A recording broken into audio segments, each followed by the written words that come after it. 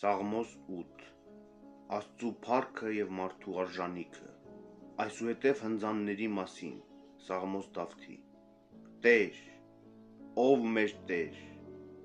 ինչ հրաշալի է քո անունը ողջ աշխարհում, քո փառքը բարձրացավ երկնքից վեր,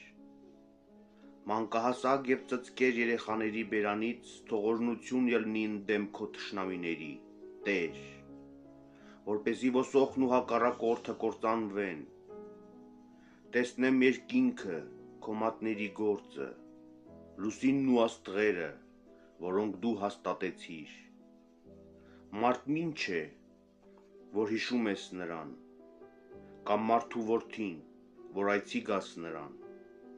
քո հրեշտակներից փոքր ինչ ցածր դրիր նրան, և փառք ու պատվով պսակեցիր նրան, նրան կանգնեցրիր քո բոլոր ձեռակերտների վրա, ամեն ինչ դրիր նրա ոտքերի ներքո, ոչխար, արջառ և ամեն ինչ, նաև վայրի երե, երկնքի թռչուններ, ծովի ձկներ, որ շրջում են ծովերի հոսանքներում, Տեր, ով մեր Տեր, ինչ հրաշալի է քո անունը ողջ աշխարհում,